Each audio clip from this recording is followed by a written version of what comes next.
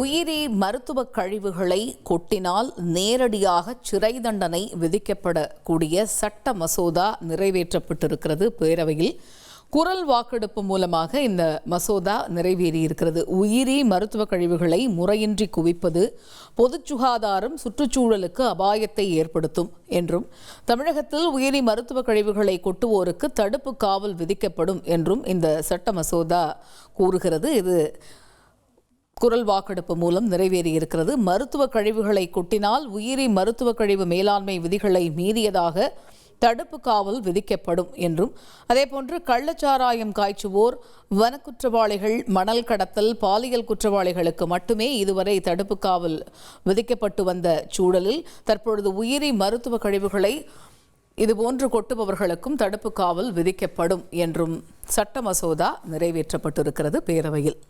உங்கள் தந்தி ஒன் தொலைக்காட்சியில் கால பைரவன் தினமும் காலை 8 மணிக்கு காண தவறாதீர்கள்.